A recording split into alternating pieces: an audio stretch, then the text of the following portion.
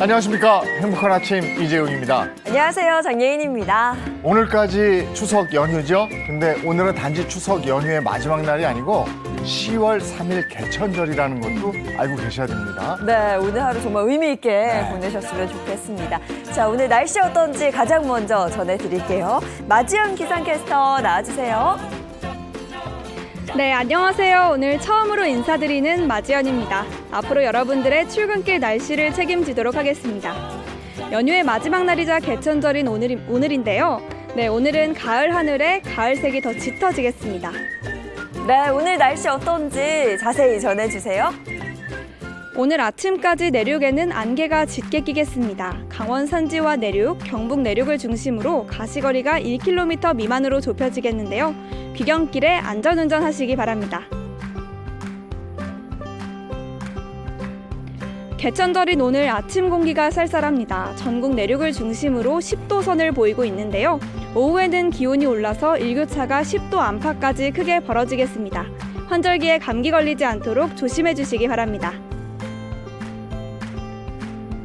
오늘 중부지방은 흐리겠지만 남부지방은 흐린 가운데 전국에 비가 내리겠는데요. 네, 남해안과 제주 해안에는 5mm 안팎의 비가 내리겠습니다. 남해안과 제주 해안에는 너울에도 조심하셔야 합니다. 이 시각 현재 기온 알아보겠습니다. 서울 14.8도, 대전 12도, 대구 12.1도 선에 나타내고 있습니다. 오늘 한낮에는 어제보다 선선하겠는데요. 서울과 광주 22도, 부산이 24도 나타내겠습니다. 내일은 중부에 비 소식 들어 있습니다. 주 후반에는 날이 쌀쌀해지면서 가을색이 더 짙어지겠습니다. 지금까지 날씨 전해드렸습니다.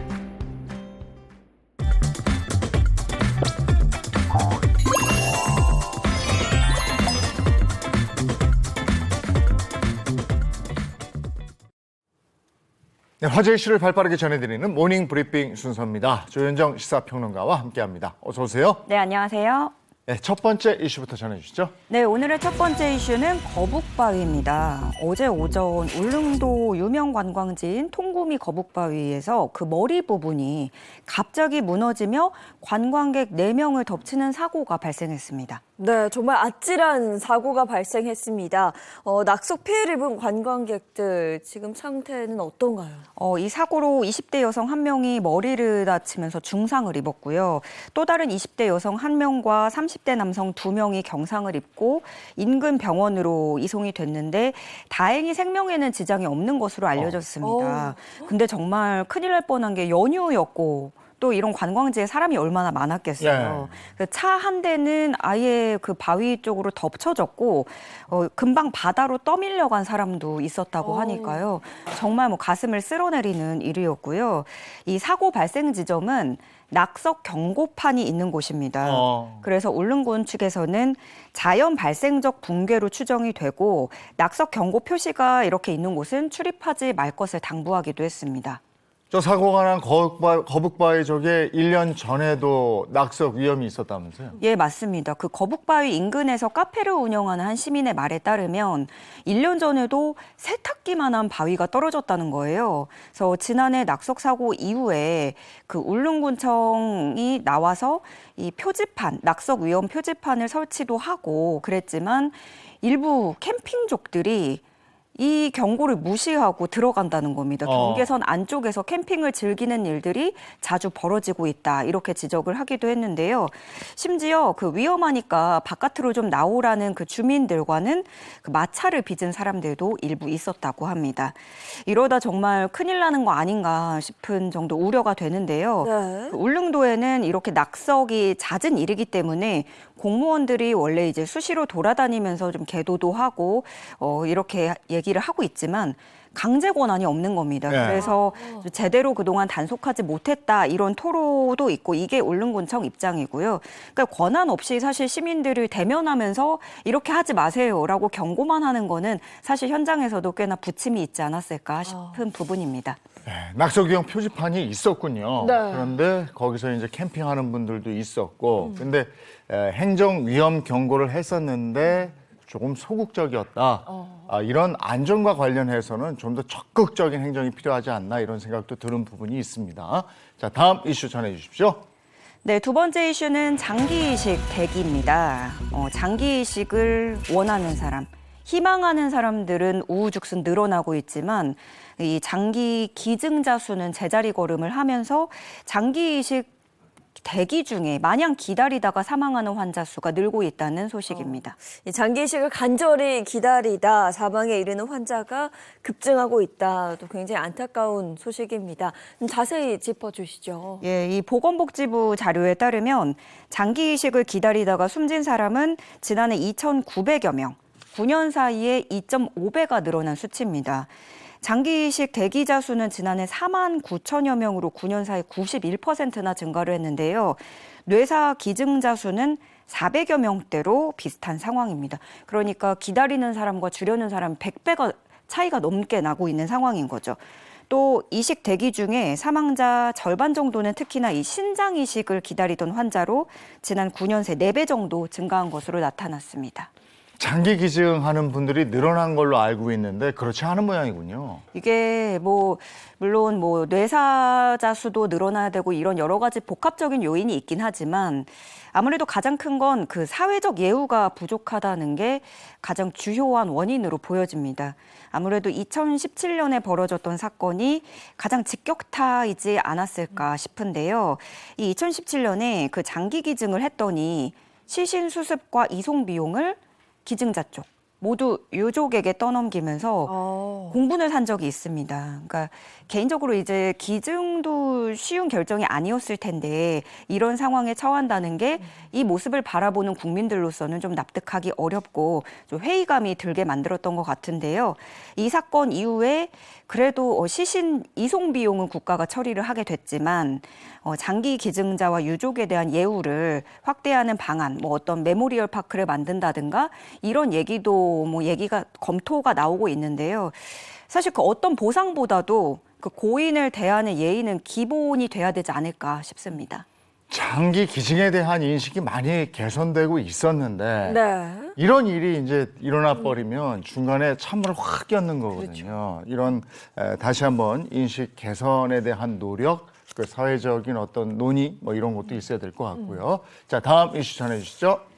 네, 세 번째 이슈는 지하철 요금 인상입니다. 수도권 지하철 기본 요금이 8년 만에 오릅니다.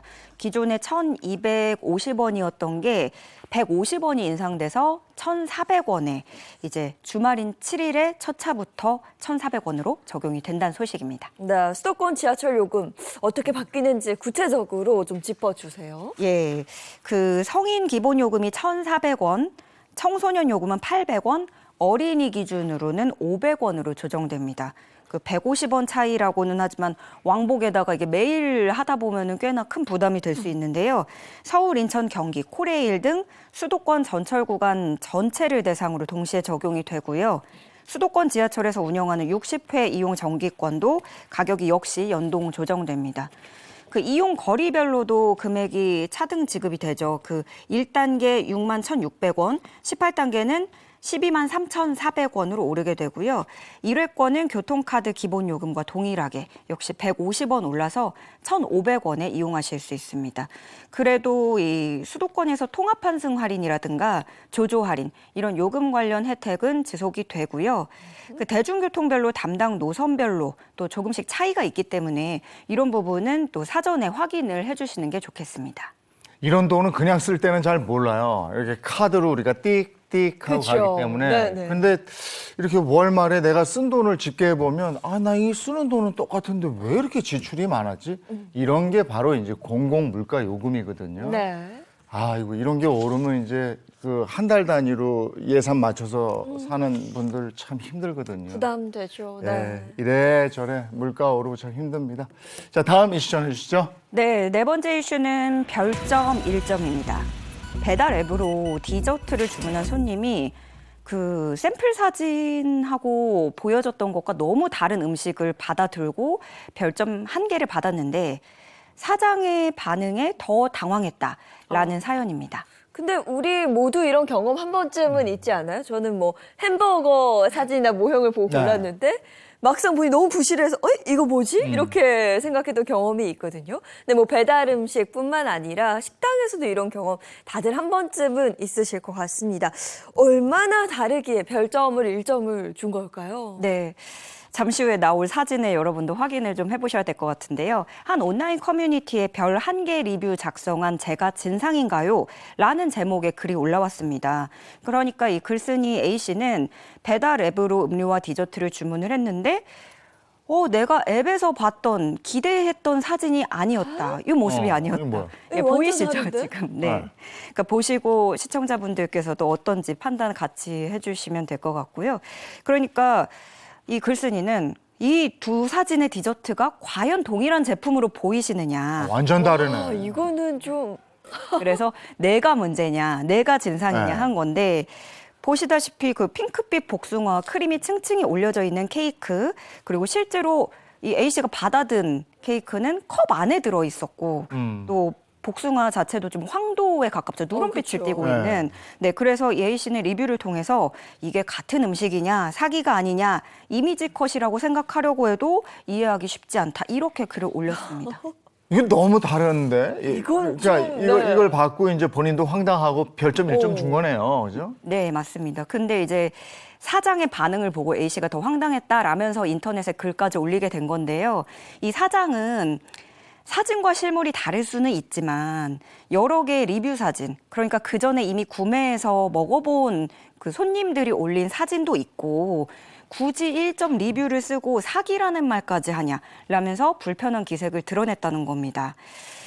대다수의 누리꾼들의 반응은요, 아무래도 이 손님 편인 것 같아요. 가게 측이 올린 사진은 말이 안 된다라면서 너무나 황당하다라는 반응을 보이고 있습니다.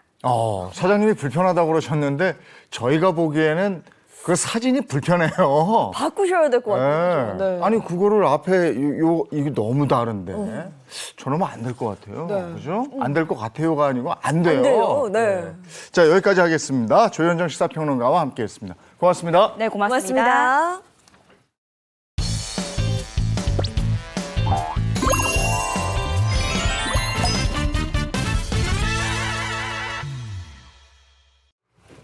네, 소중한 자녀들의 학업 그리고 진로 또 속마음까지 쏙쏙 알려드리도록 하겠습니다. 1% 엄마 코칭 샤론생 이미애 코치님 어서 오십시오. 안녕하세요. 네, 또 이배입니다. 예, 방송인 신재현 씨 어서 오세요. 네, 안녕하세요. 네, 반갑습니다. 네, 반갑습니다. 자, 오늘은 또 어떤 주제로 우리 부모님들의 답답한 마음을 풀어줄지 기대가 됩니다. 네. 자, 한번 알아보도록 하겠습니다. 오늘 주제 영상 준비하셨죠? 네. 오늘의 주제 영상은 특별히 사연으로 준비해봤습니다. 화면 보시죠. 안녕하세요. 저는 중학교 2학년 여자아이를 둔 학부모입니다. 어느 날 아이가 저에게 와서 그러는 겁니다. 엄마, 나도 학원 보내줘. 아이, 갑자기 무슨 소리야. 아, 재용이 있지? 나보다 공부 못하던 애. 그래, 이제요. 걔 학원 다니더니 벌써 고등학교 수학 들어갔대. 아니, 걔는 수업 시간에도 학원 교재 보고 처음 보는 문제도 척척 풀어내고 암튼 엄청 똑똑해졌단 말이야. 아, 짜증나, 진짜. 아이, 중학생이 무슨 벌써 고등학교 수학을 푼다고 그래. 아, 몰라. 이러다가 나만 너무 뒤처지면 어떡해. 에이, 하던 거나 잘해. 말은 쿨하게 했지만 불안해하는 아이를 보니 저도 덩달아 불안해지고 그동안 너무 안 일했나 후회도 되더라고요. 지금이라도 학원에 보내 선행을 시켜야 하는지 너무 고민됩니다. 아, 이런 사연에서 아마 공감하시는 네. 분들 굉장히 많으실 것 같습니다. 선행 이게 지금 솔직히 얘기해서 제 주변에 선행 다 하고 있습니다. 아이들 네. 안 하는 아이가 없어요. 안 하는 아이를 못 봤습니다. 이 정도로 지금 만연돼 있는데 사실은 예전엔 예습 아닙니까? 그러니까 내일 배울 거 오늘 하고 가는 거였고 그리고 방학 때, 여름 방학 때는 2학기 책 받아서 그거 좀 보는 거 그다음에 겨울 방학 때는 다음 학년 거 좀 보고 가는 거 이거였는데 지금은 초등학생이 고등학교 문제 푸는 애도 있어서 제가 정말 깜짝 놀란 적이 있습니다. 네. 사실 이게 첫째 아드님이 너무 잘 크셔서 사실 이제 그 고생에서 벗어날 법한데 키는 큽니다. 둘째 아드님이 이제 또 이제 다시 스타트하셔서 같이 고생길에 좀 올랐어요. 네. 그렇습니다. 네. 아니 첫째 때는요. 네.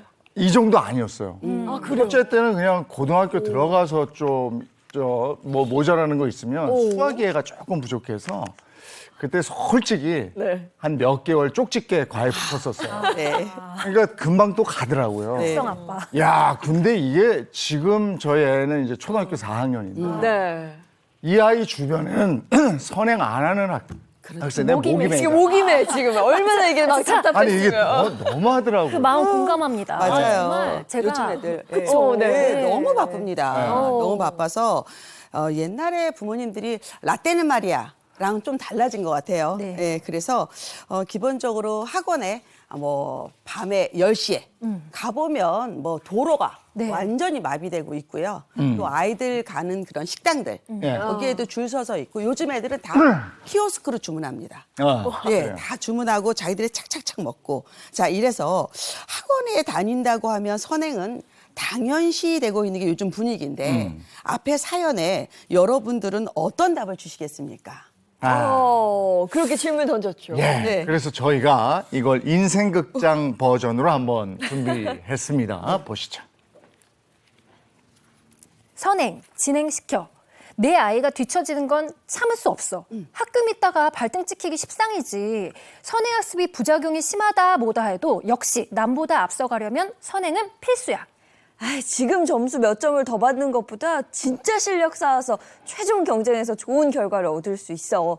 선행학습보다 완전학습, 심화학습을 해야 해. 근데 이거 두 가지를 다 하더라고.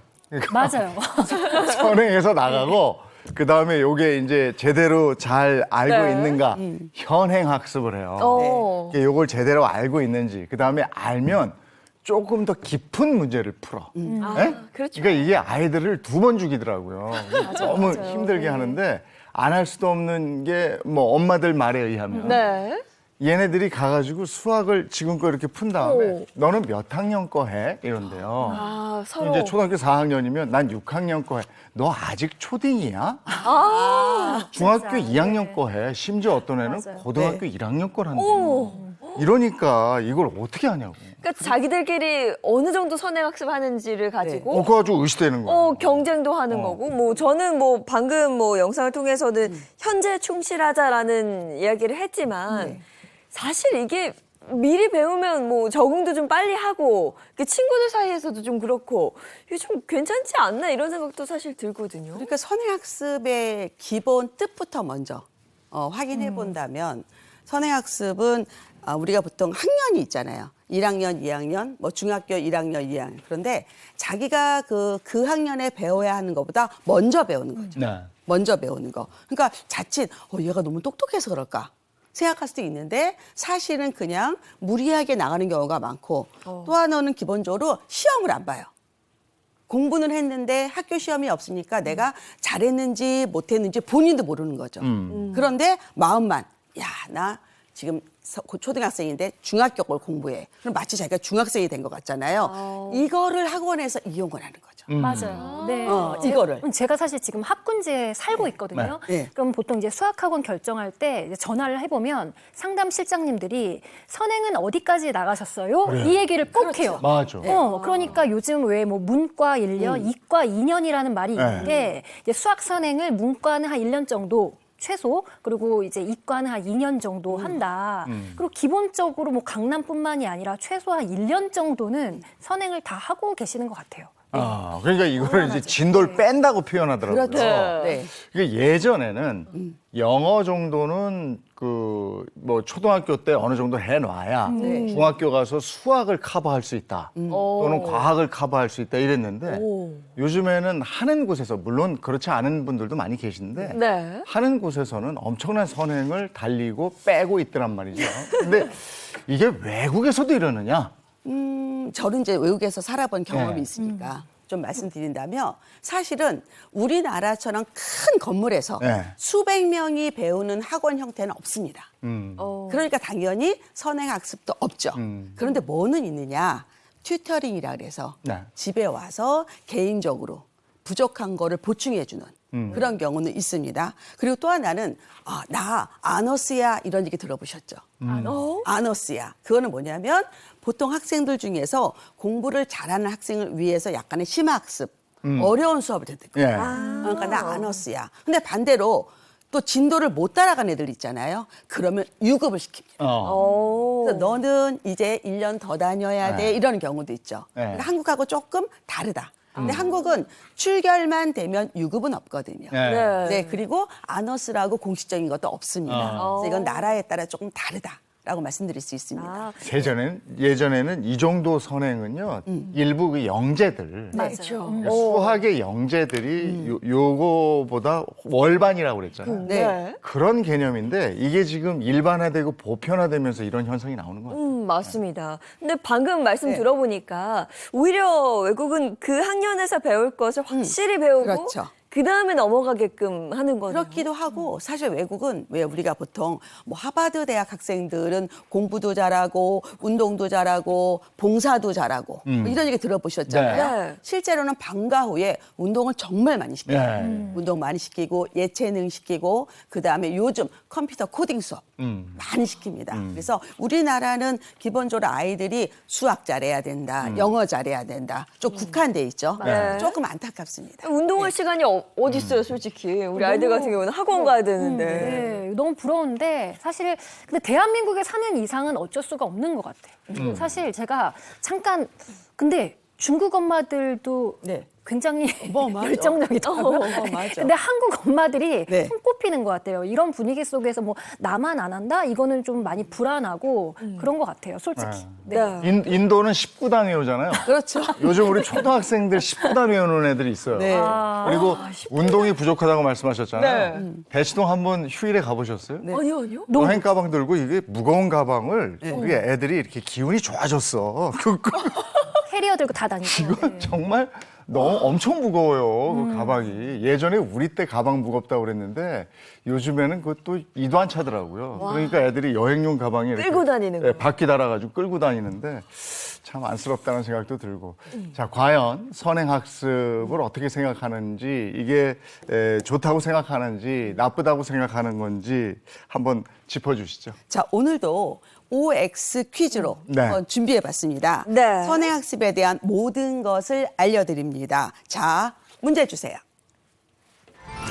첫 번째 문제입니다. 선행학습은 불법이다. 저는 이런 생각은 안 해봤는데. 아니, 불법이면 이걸 하겠냐고. 그러니까요. 저도 X. 그리고 이런 게 법으로 정해져 있진 않을 것 같아요. 그렇죠. 아니 근데 저도 X인데 지금 뭐 법이란 건 굉장히 강제성을 띄어야 되는 건데 네. 사실 다 하고 있잖아요. 다 하고 있는데 이게 뭐. 법으로 금지한 게 아닌 것 같은데요. 그런데 사실은 네. 네, 선행학습은 불법이다. 이게 맞습니다. 아, 그래요? 네. 오해요? 야, 이것도 처음 알았네. 다 2014년에 네. 네, 선행학습 금지법이란 법이 만들어졌습니다. 네. 네. 한번 보신다면요. 네. 네. 자, 내용 한번 보실까요? 네, 이게 정식 명칭은 공교육 정상화 촉진 및 선행교육 규제에 관한 특별법인데요. 이 교육 관련 기관의 선행교육 및 선행학습을 유발하는 행위를 규제함으로써 교육기본법에서 정한 교육 목적을 달성하고 학생의 건강한 심신 발달을 도모하는 것을 목적으로 한다. 이렇게 되어 있네요. 네.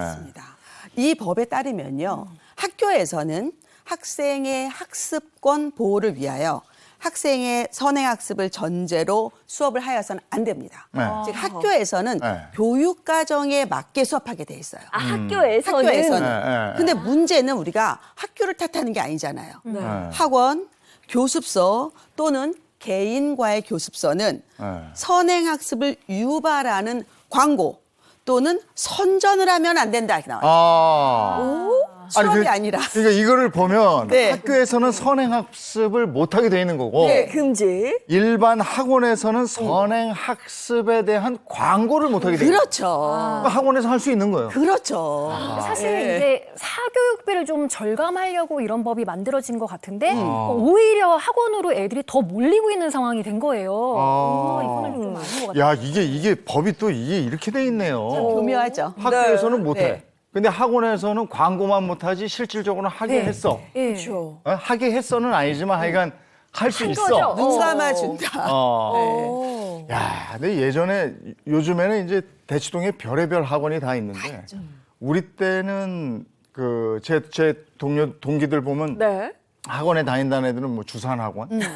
나이 나 때는 말이 안 나. 세월이 너무 느껴지는. 네. 또 하나는 이연사 두주목 불끈 훈련하고. 훈련하고 많이들 다니고. 맞습니다. 요 정도지, 요 정도. 네. 저는 예체능을 그렇죠. 위주로 많이 했던 것 같아요. 뭐 저는 뭐 발레도 배워봤고 성악도 배워봤고 수영도 해봤고 일찍이 공부는 안 된다는 거 알고 아니 그래도 뭐 많이 하는 거예요. 뭘 많이 했습니다. 세대가 달라졌으니까. 달라졌죠. 그렇죠. 근데 이제 제가 겪었던 때보다 지금은 조금 한 단계 더 주산이 심해진 거고요. 컴퓨터 코딩이 됐고 아, 네. 그렇구나. 웅변은 이제 스피치하고. 토론. 스피치하고. 네, 그래서 시대에 따라 또 많이 바뀝니다. 그러네요. 네. 자, 그러면 두 번째 퀴즈 주시죠. 예, 두 번째입니다. 자, 선행학습은 내신에 도움이 된다? 어떻게들 생각하세요? 일단 이거 한번 어렵네요. 들어보시죠. 자, 하나, 둘, 셋. 당연히 될것 오 같은데. 아니고. 도움이 되니까 하겠죠. 네. 네. 아니 저 같은 경우는 진짜 무슨 얘기를 들었냐면 이제 좀 더 윗학년 걸 공부해 놓으면 네. 이제 아래 학년 내신 시험 볼 때 좀 더 빨리 풀 수 있고 아. 너무 이제 쉬운 거죠. 약간 이제 그렇겠죠. 고수가 조금 어린 애들 걸 하니까 네. 그래서 저는 도움이 될 것 같거든요.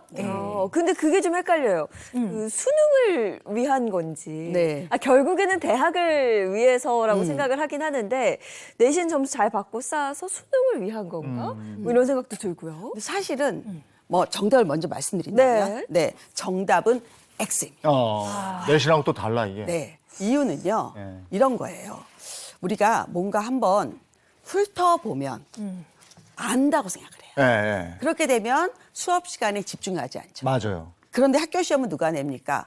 그 수업을 가르치는 선생님들이시죠. 그렇죠. 그래서 학원에 와서 기출 문제를 풀어도 그 시험과 관계없는 거라는 거예요. 그래서 가장 중요한 거는 기본적으로 학교 생활에 충실해야 되고 수업을 잘 들어야 되는데 내가 배워봤어. 언제? 1년 전에, 6개월 전에. 난 알아. 그러니까 충실하지 않아요. 근데 그게 아는 건 아니잖아요. 네. 그래서 결국은 아이들이 생각보다 점수가 안 나온다입니다.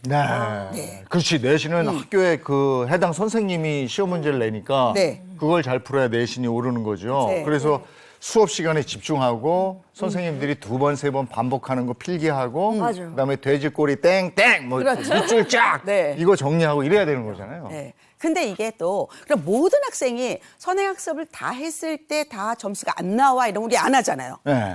그런데 이상하게 한 반에 한두 명씩 넘사벽이 있습니다. 그럴 수 맞아요. 있죠. 네. 시험이 어려워. 네. 평균이 낮아. 얘만 100점이야. 그랬을 때 우리가 보면서 내가 안 해서 손해다라는 학부모들이 생각보다 많은 거죠. 네. 안타깝습니다. 그러니까 네. 걔가 또 게다가 선행까지 또 많이 나갔다. 그러면 또 발빠르게 또 따라가야 되는 거죠. 네. 그러니까 이제 또 선행 분위기가 되는 것 같고 네. 실제적으로 이제 저희 아이 이제 학교에서도 애들이 이제 학교 수업 시간에도 학원 교재들을 갖고 와가지고 네. 숙제가 너무 이제 가야 되니까 학원을 네. 가야 되니까 네. 숙제를 막 그 수업 시간에 하고 쉬는 시간에 하고 뭐 갖고 와 이러면 뭐 수상, 수원, 막 미적분 막 이래요. 네. 그러니까 분위기가 조금 그렇다는 거죠. 그리고 아이들이 그렇게 다 배우고 오니까 네. 학교에서 시험 문제 낼 때 분별력을 높이기 위해서 네. 소위 요즘에 얘기하는 킬러 문항 같은 거 막 내거든요. 네. 근데 아까 말씀하신 그 넘사벽 애들은 그거 풀어내. 맞아요. 그렇죠. 어렵다 네. 어렵다 해도 네. 푸는 애들은 풀어요. 네. 근데 이게 다른 문제인데 내 아이도 하면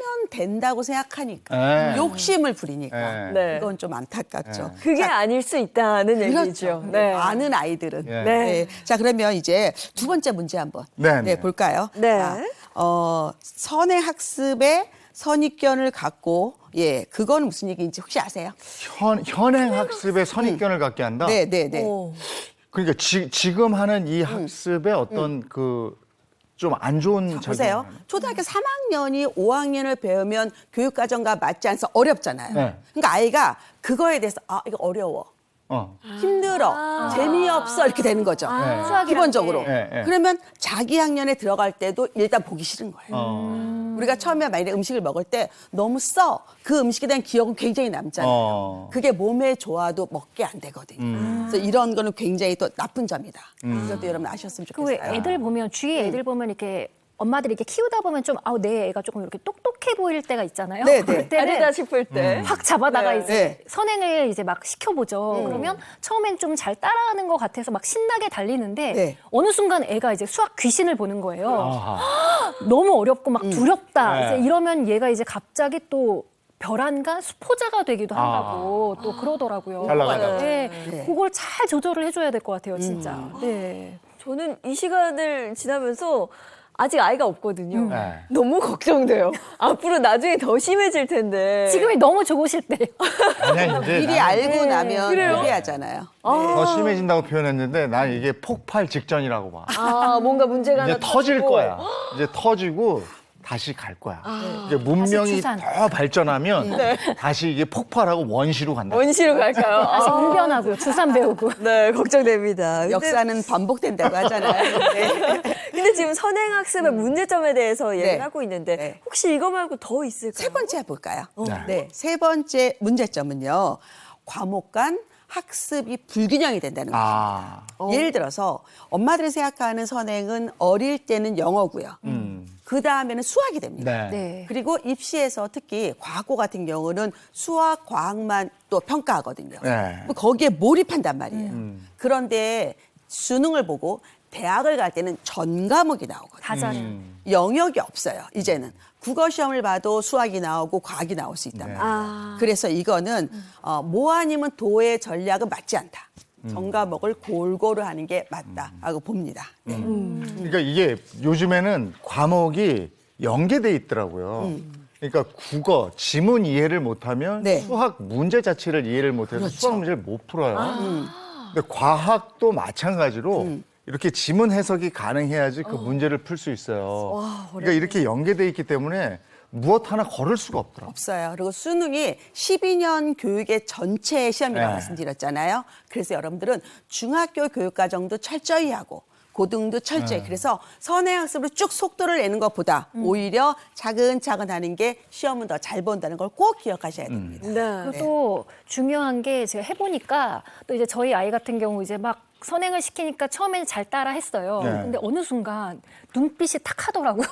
그래서 눈빛이 조금 범상치 않다 했는데 그게 바로 약간 번아웃 증세라고 그렇죠. 좀 하더라고요. 그렇죠. 그러니까 너무 이제 채찍질을 하니까 맞아. 애가 어느 순간 이렇게 번아웃이 되더라고요. 네. 근데 지금 채찍질을 막 했다고 말씀하셨는데 사실 이렇게 선행학습을 하는 이유가 아이들의 요청보다는 부모의 욕심이 좀 크지 않을까. 욕심이 있죠. 네. 예를 들어서 부모들은 이러는 것 같아요.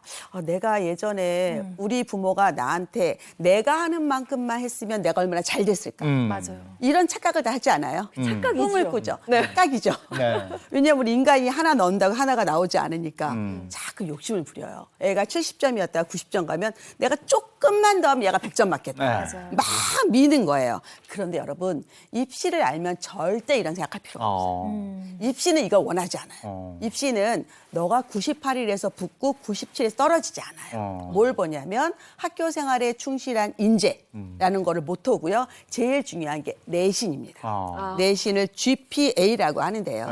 이거는 그냥 그레이드 포인트 에버리지예요. 그러니까 전 과목을 얼마나 골고루 잘했느냐를 보는 거죠. 평균을 말하는 거거든요.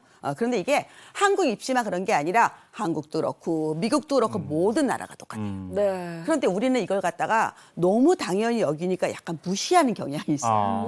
네, 그래서 오히려 우리 애가 3년 선행했다, 4년 선행했다 이거에다 포인트를 맞추거든요. 네. 이거는 아니다. 예를 들어서 내가 만일에 중학교 때 고등수학을 했어요. 그러면 고등학교 가죠. 그러면 배웠나요 제가? 이런 얘기를 해요. 정말 엄마로서는 너무 이거 언제 했지?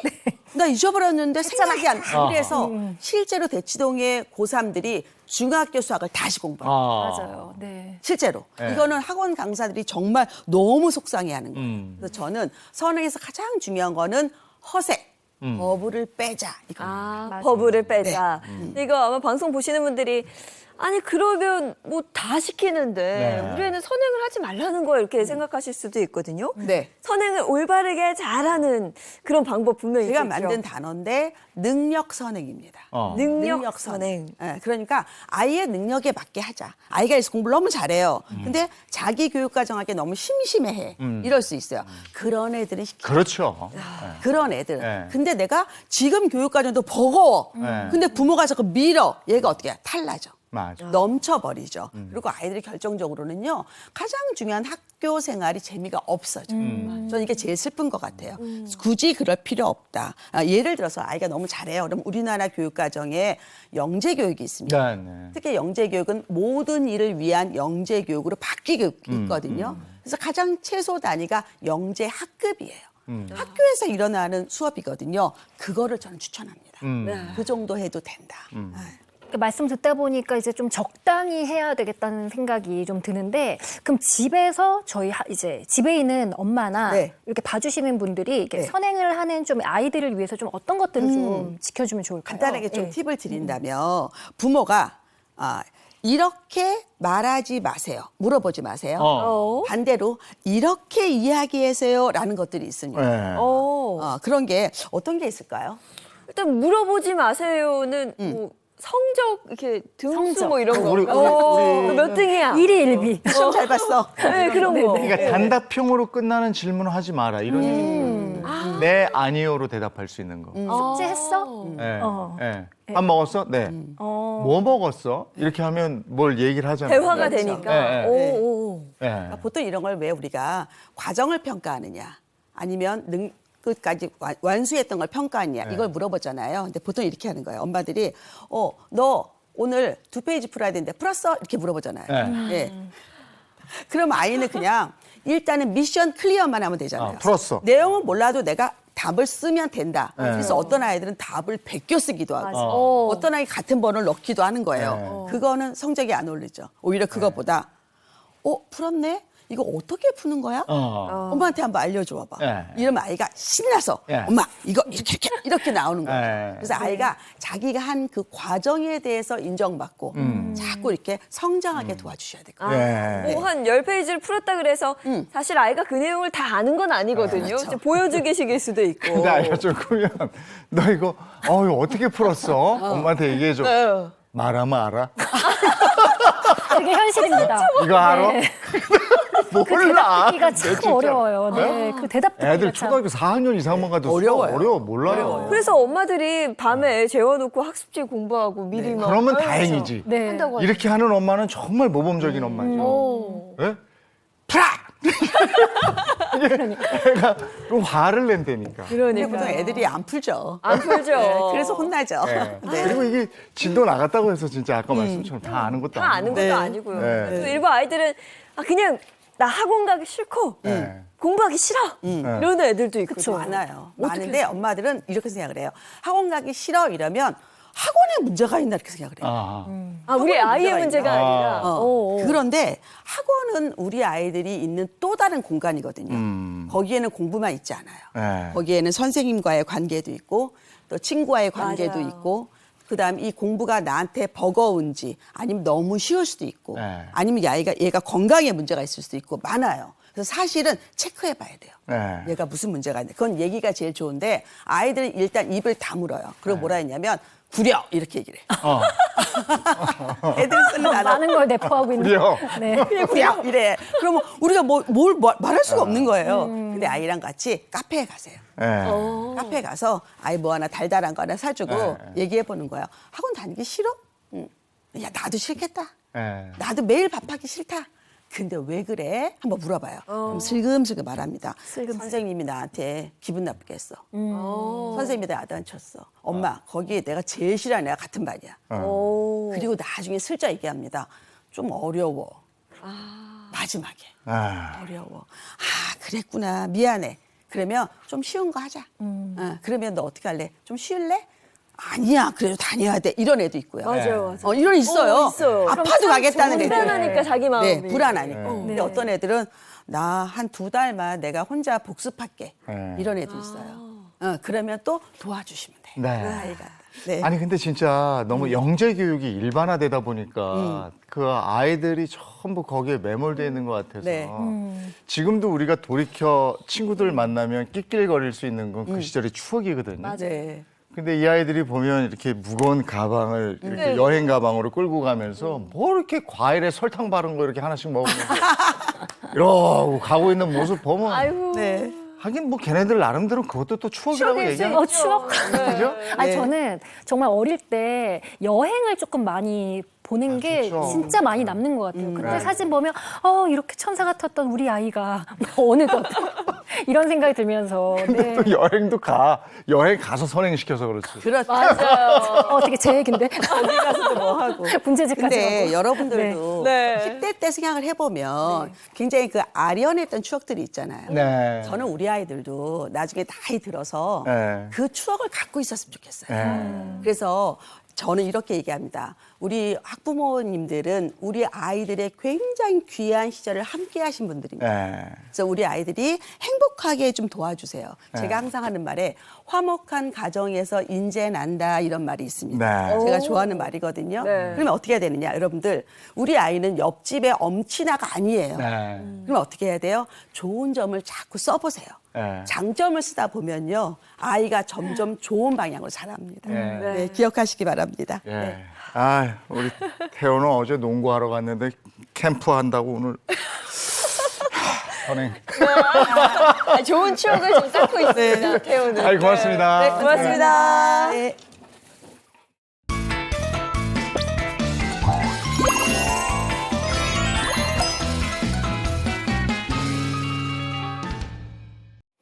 네, 이번엔 여러분의 재테크를 책임져 드리겠습니다. 머니 시간입니다. 자산관리 상담사 김현우 소장님, 어서 오세요. 네. 반갑습니다. 안녕하세요. 네. 안녕하세요. 여러분들의 돈 걱정을 풀어드리는 김현우입니다. 네, 오늘은 무슨 걱정을 풀어주시겠습니까? 오늘도 이제 노후에 관련된 노후. 중요한 얘기인데요. 일단 사연으로 준비했는데 네. 이재용 아나운서님께서 네, 알겠습니다.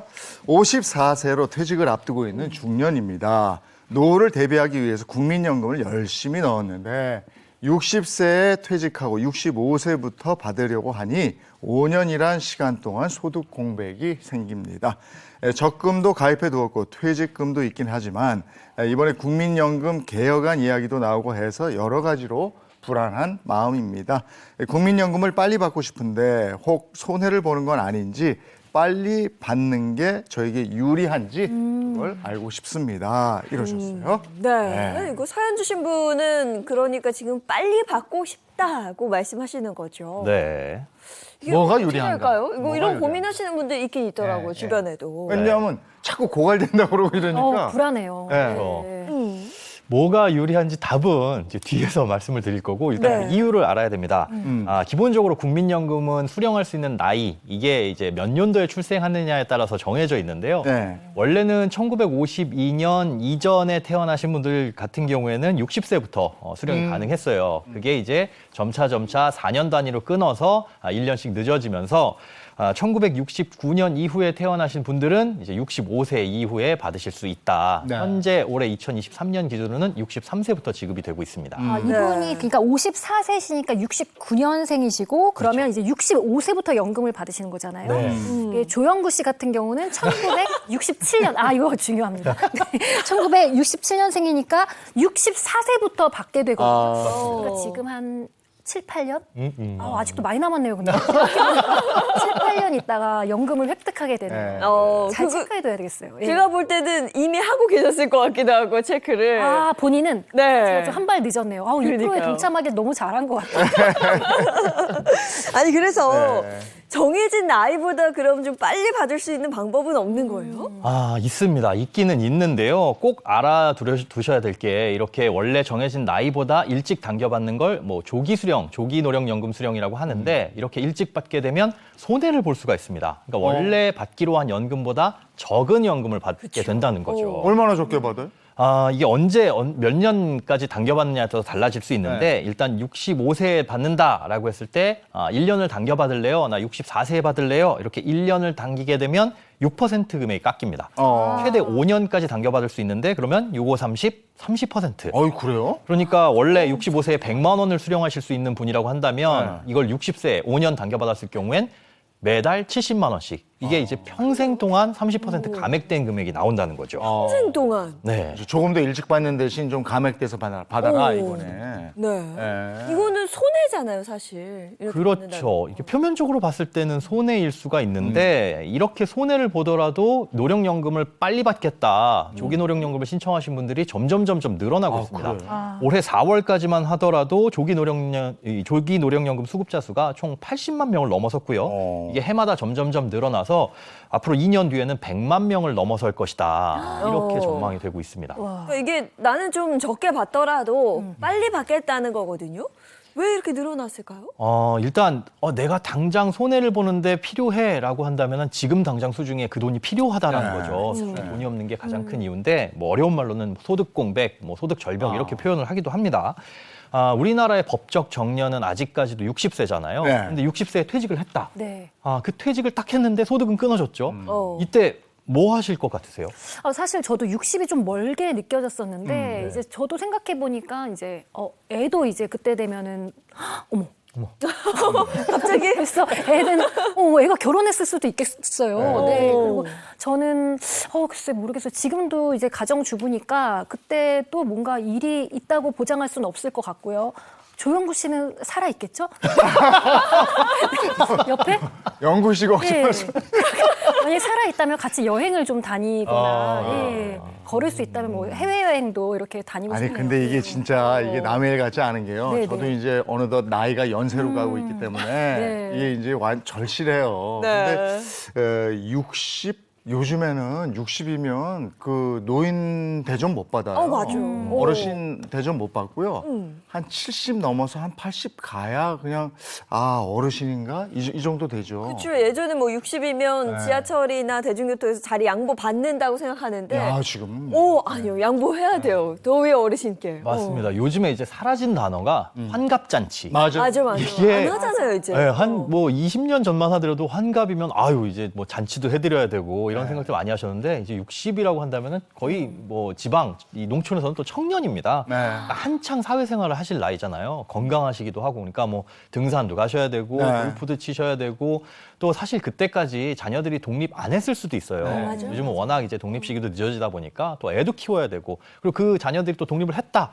그러면 이제 홀가분한 마음으로 뭐 해외여행도 다니고 이러셔야 되는데 소득은 끊겨버렸단 말이죠. 그러니까 당장에 어떻게 일자리를 구하는 것도 힘들고 그래서 결국은 조기노령연금을 신청할 수밖에 없는 그런 상황에 놓인 분들이 많습니다. 어쩔 수 없이 손해인 건 알지만 이 손해를 감수해서라도 좀 빨리 받겠다 이거네요. 예. 근데 저는 좀 불안하다는 생각이 드는 게 내는 사람은 줄어들고 빨리 받아간 사람은 늘어난단 말이죠. 네. 그럼 이게 정말 고갈되면 어쩌나. 저 걱정이 좀 있어요. 네, 저도 불안한 게 사실 이제 매달 이렇게 빠져나가는 건 따박따박 빠져나가는데 네. 이게 정말 내가 60세 이상 때 이게 들어올까. 지금 너무 많은 분들이 연금을 타다 보니까 네. 이게 뭔가 고갈되지 않을까. 막 저 혼자 또 그런 고민도 되더라고요. 그러니까 지금 이런 것 때문에 이거 고갈되기 전에 이거 나라도 좀 빨리 받아야 되겠다 이런 심리가 적용돼서 일찍 받는 거 아니에요? 또? 그런 심리도 적용이 됐을 거라고 보여요. 사실 뭐 국민연금에 대해서 고갈 얘기는 계속 나오고 있잖아요. 실제로 고갈되는 게 맞습니다. 언젠가는 고갈이 될 텐데 그럼 뭐가 잘못된 거냐? 사실은 처음에 국민연금을 도입했을 때보다 상황과 환경이 많이 달라진 거죠. 국민연금을 처음 도입했을 당시에는 우리나라의 출생률이 이렇게 떨어질 거라고 생각을 못 했던 거고요. 그리고 이렇게 사람들이 장수하게 될지도 모르게 된 거죠. 그러다 보니까 지금 상황에서는 보험료를 내는 사람들은 점점 줄고 있고 또 연금을 받아가시는 분들은 점점점 늘고 있다 보니까 국민연금이 언젠가는 고갈이 될 텐데 이런 제도도 우리나라는 이렇게 돈을 쌓아놓고 나중에 주는 적립 방식을 채택하고 있는데 대부분의 선진 국가나 뭐 유럽 국가들 같은 경우에는 젊은 세대에서 보험료를 내게 되면 그걸 거의 바로 즉시 노인 세대가 받아가는 부과 방식을 채택하고 있어요.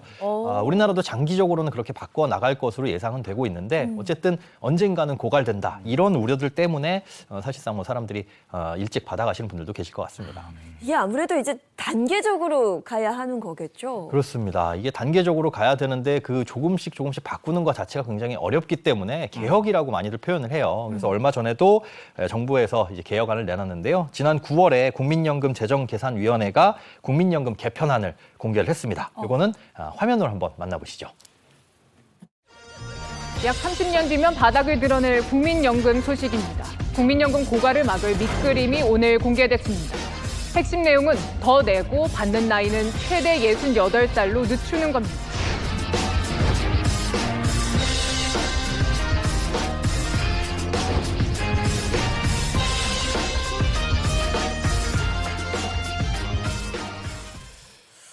더 내고 이제 덜 받고 뭐 이렇게 개편안이 잡히는 건데 이렇게 방향을 잡은 이유는 뭡니까?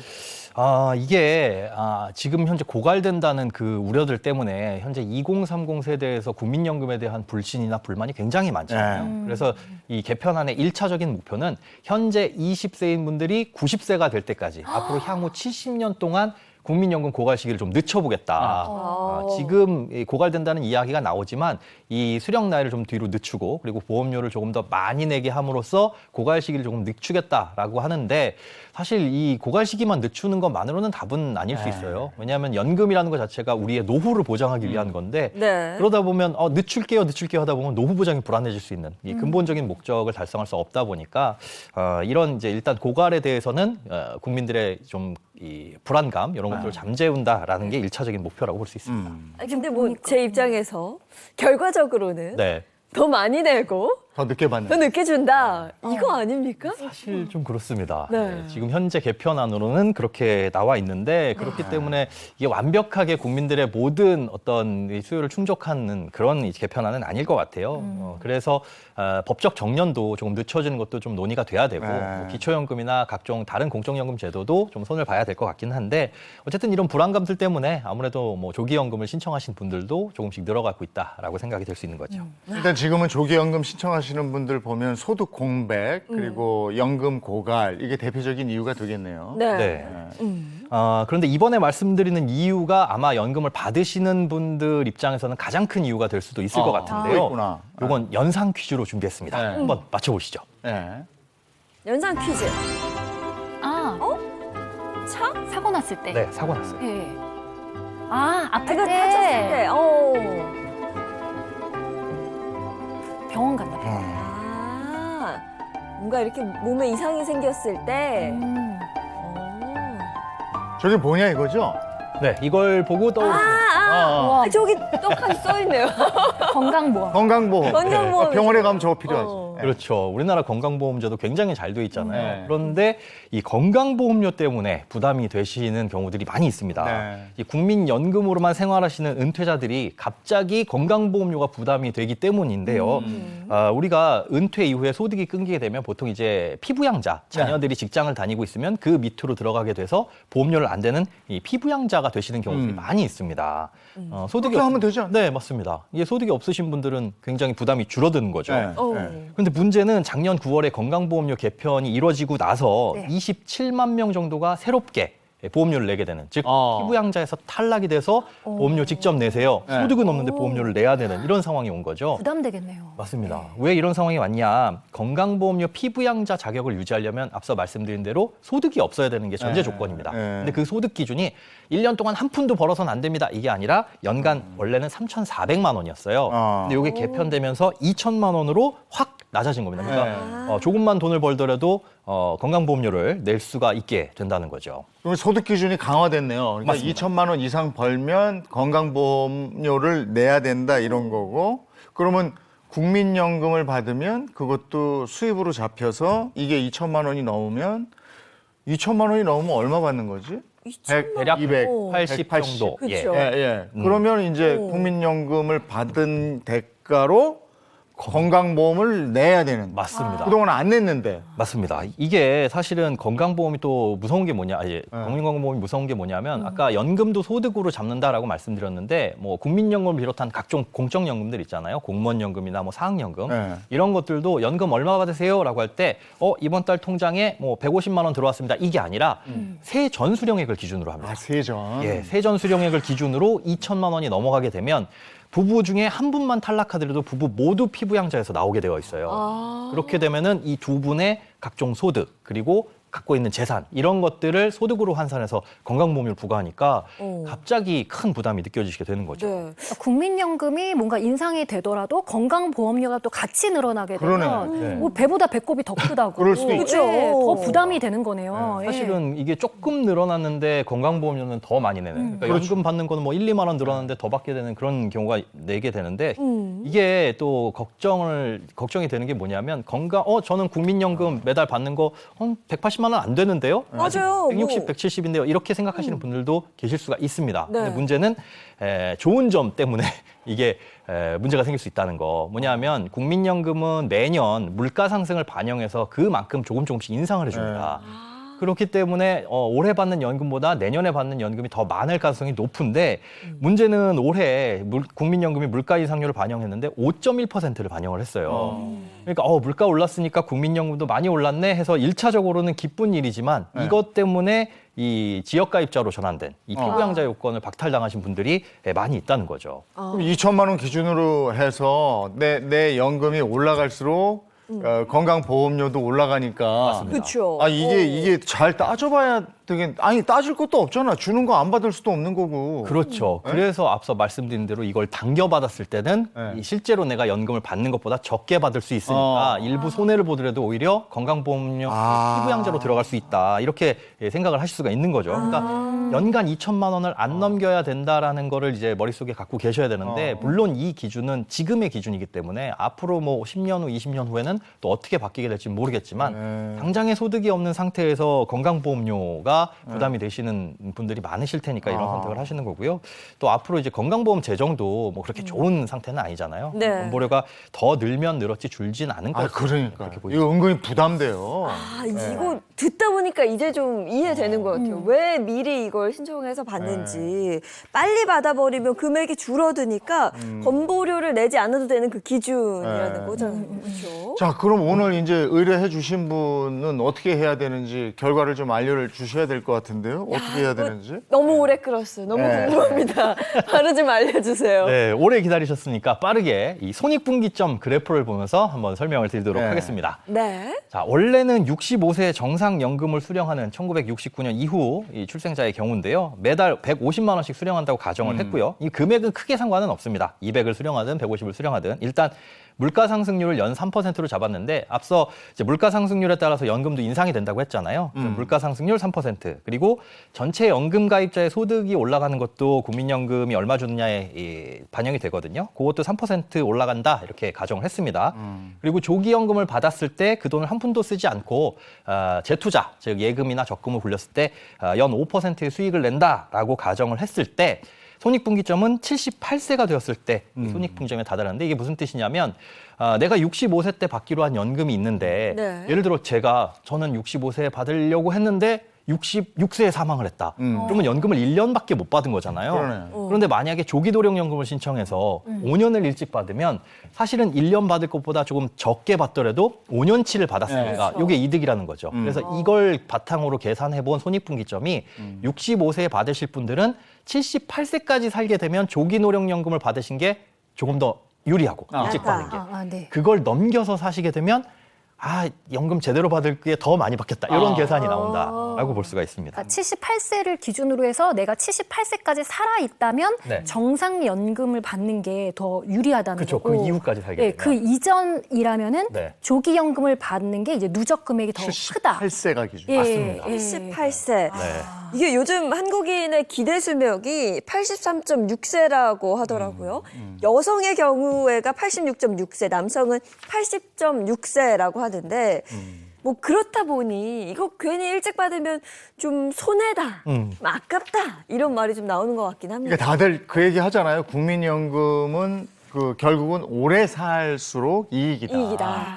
근데 지금 계산을 해주신 거 보니까 78세가 손익분기점이니까 네. 나는 78세보다 더 살 자신 있다.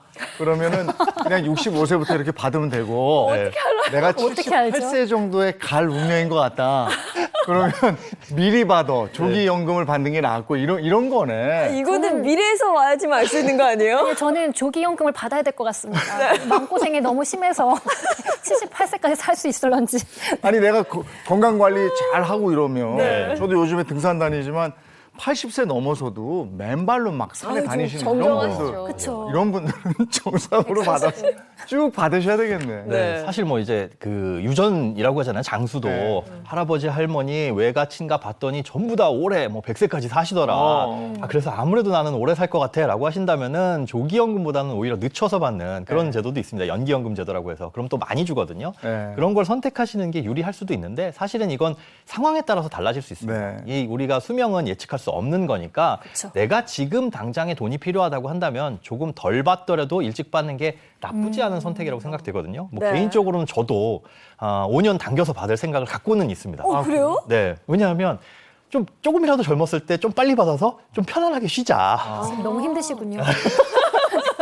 저도 그렇습니다. 모든 사람들의 꿈이 사실은 이제 뭐 은퇴 이후에 좀 풍요로운 삶, 요즘에는 파이어족이라고 하잖아요. 근데 그 파이어족이라고 하는 게 일하지 않고 조금 놀고 먹고 싶어라는 심리가 반영됐는데 뭐 생계를 위한 일이 아니라 일은 약간 취미로 하고 그다음에 연금은 나의 어떤 용돈식으로 조금의 생활비를 보태주는. 그래서 저도 좀 당겨봤고. 젊었을 때 해외여행도 좀 다니고, 뭐 친구들이랑 뭐 만나서 술자리 한다 그래도 제가 돈 내고, 이렇게 하려면은 조금 일찍 받아서 아껴 쓰는 게 좀 낫지 않을까. 소장님, 근데 연금 받아서 지금 말씀하신 그게 다 가능해요?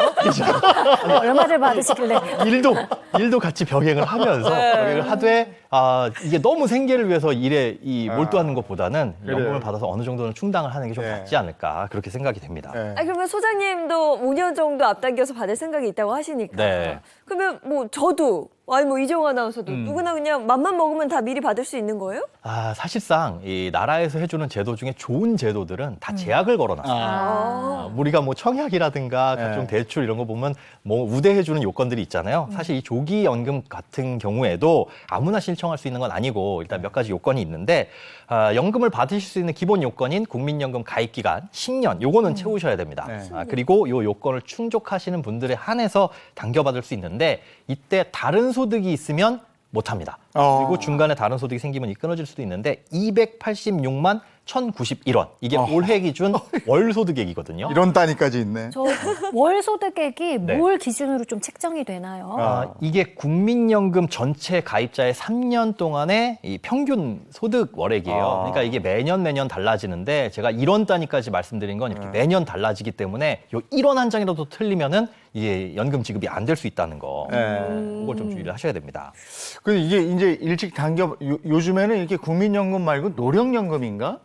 기초연금. 예. 그런 것도 있잖아요. 네네. 그거하고도 관계 있는 거 아니에요? 아, 기초연금하고 국민연금하고 관련은 있기는 한데 네. 기초연금을 받고 다른 소득과 합산했을 때 기초연금을 소득으로 치지는 않아요. 아. 그리고 이 조기연금에서 왜 노인 뭐 근로사업이라든가 이런 이 정부 지원 사업들 있죠. 여기에는 또 소득으로 치지는 않습니다. 그런데 기초연금 같은 경우에는 또 국민연금을 일정 금액 받게 되면 기초연금 좀 줄어서 나오거든요. 그래서 그런 부분들도 좀 감안을 하셔야 근데 되는 거죠. 어쨌든 여기서 이제 중간에 끊기거나 뭐 하는 건 액수 내가 월 286만 원 이상을 벌었다. 네. 그러면은 국민연금을 같이 받을 수는 없는 거예요. 중단되는 거예요? 그렇습니다. 국민연금이 중간에라도, 그러니까 중간에 취업을 해서 소득이 늘어날 수도 있는 거잖아요. 뭐 사업을 해서 늘어날 수도 있는 거고. 그래서 이 월 기준 소득액을 넘어가게 되면 그때는 조기연금을 받고 있는 와중이라도 이게 끊어질 수가 있다. 그거는 참고를 하셔야 됩니다. 아, 이거 궁금하네요. 그러면 내가 국민연금을 얼마나 받을지는 어디서 또 어떻게 확인할 수 있을까요? 일단 국민연금 공단에 들어가시면 뭐 정확하게 보실 수 있고 그것뿐만이 아니라 본인이 가입한 각종 뭐 연금 보험이라든가 아니면 뭐 퇴직연금이나 연금저축 이런 거 가입하신 분들도 많으실 텐데요. 통합연금 포털이라는 데 들어가시면은 이 공적연금뿐만 아니라 개인이 가입한 개인연금, 뭐 기업연금 이런 것도 한눈에 조회를 해보실 수 있습니다. 저도 뭐 이것저것 들긴 들어놨는데 내가 65세 이후에 뭘 얼마를 받아서 한 달에 얼마 규모로 지속적으로 인컴이 될까, 그러니까 수입이 잡힐까, 이건 잘 모르겠어요. 잘 모르겠죠. 좀 불안하네, 갑자기. 뭔가 있을 겁니다. 불안한 마음이 들긴 하지만. 자, 그래서 뭐 이재용 아나운서처럼 요즘에는요, 은퇴 후에도 일을 계속 하고 있는 노년층이 굉장히 많이 늘어나고 있다고 합니다. 맞아요. 저희 친정아버지도 지금 이제 70세가 넘으시는데도 네. 현업을 하시고요. 그리고 또 이제 저희 아파트에서 또 보면은 이제 경비일 하시는 이제 분들도 70세가 넘으셨더라고요. 그러니까 예전에는 보통 60 하면은 은퇴한다 이렇게 생각을 했는데 주변에 뭐 택배도 심지어 건강하시면 택배 일도 하시고요. 이렇게 은퇴 이후에 일을 꾸준히 하시는 분들이 늘어나고 있는 것 같아요. 예. 근데 요즘에 확실히 마이너스 10 해야 될 것 같아. 예. 맞아요. 그게 네, 점점 네. 커지는 것 보기도 그렇고 맞아. 활동하시는 것도 그렇고 네. 예전과는 좀 다릅니다. 맞습니다. 이게 사실은 적게 벌더라도 얼마를 버느냐가 중요하다기보다 꾸준한 소득이 있다는 거 네. 그리고 어떤 일자리가 있다는 게 되게 중요한 것 같아요. 지금 이번에 연휴 되게 길었잖아요. 네. 네. 아마 일하시는 분들은 이 연휴가 굉장히 달콤했는데 달콤한 이유가 뭐냐면 평상시에 일이 있기 때문에 맞아요.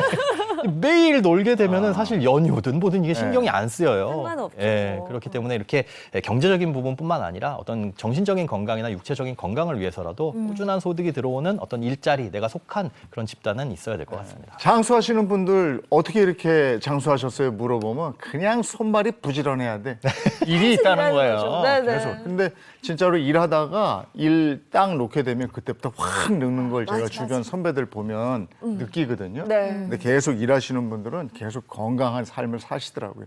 근데 은퇴 이후에 이제 노후를 내가 좀 아름답게 보내려면 네. 얼마 있어야 되냐 이거. 많을수록 좋죠. 이거 뭐 바다 말은 뭐예요? 입성이니까. 네. 많을수록 네. 좋죠. 당연합니다. 얼마 이상이면 좋나? 예. 너무 네. 많으면 이제 돈에 치일 걸. 아유 너무 근데 좋죠. 그래도 좋죠. 치는 게 낫지 않아요? 그쵸. 없는 것보다 막 그렇죠? 치워도 좋습니다. 네. 예. 막 치이고 싶지만 그래도 적정한 생활비가 있잖아요. 네. 최저 생활비 얼마 정도 있으면 된다라고 생각을 하세요? 글쎄. 두 분이 사신다고 하면 그래도 한 300만 원 정도? 그죠? 300 이상은 있어야 될 것 그 같아요. 정도 있으면 조영구 씨랑 사면 300 가능합니다. 네. 저는 워낙 안 쓰니까. 알뜰하니까. 예, 저 혼자 한 그러니까 300 저 댁이 써도- 부자로 소문났지.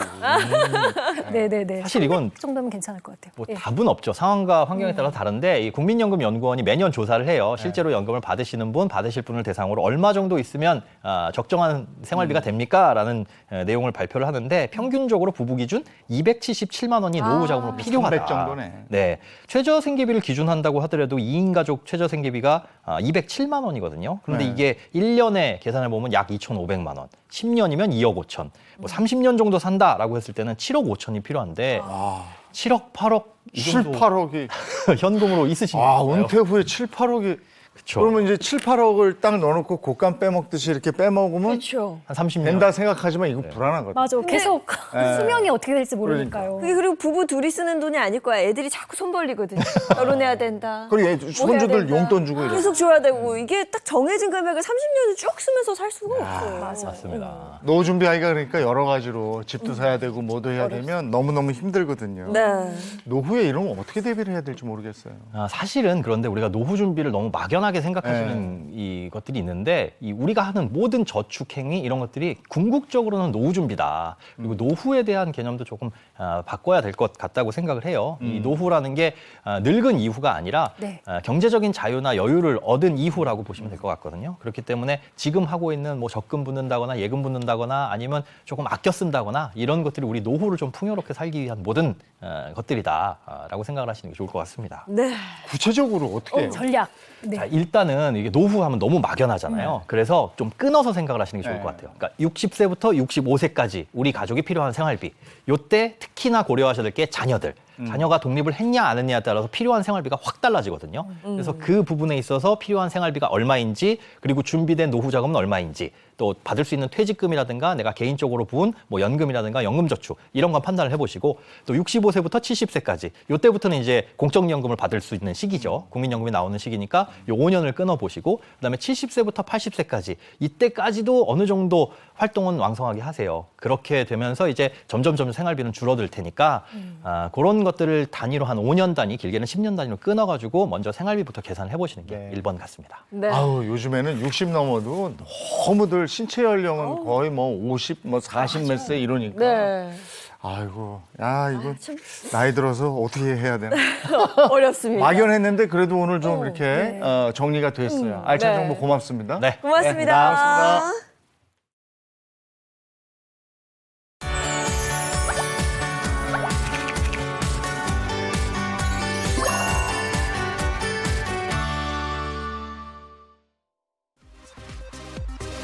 환경부가 투명 페트병 별도 분리배출제를 알리기 위해 9월 말부터 약 2달간 투명 페트병 따로 모아 챌린지를 진행합니다.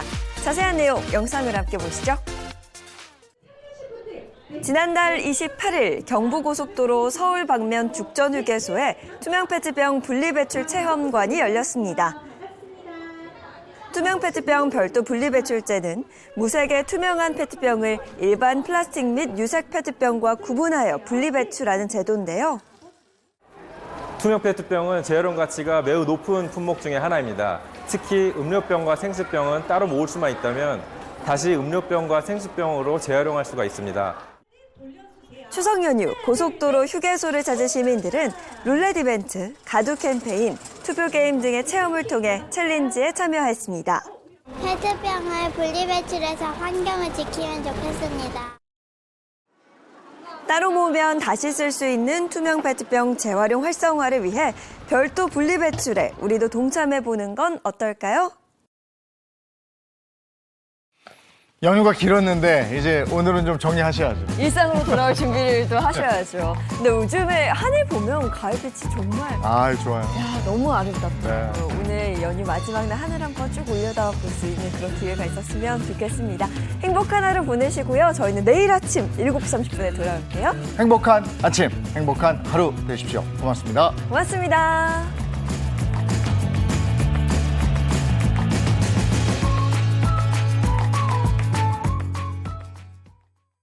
채널 A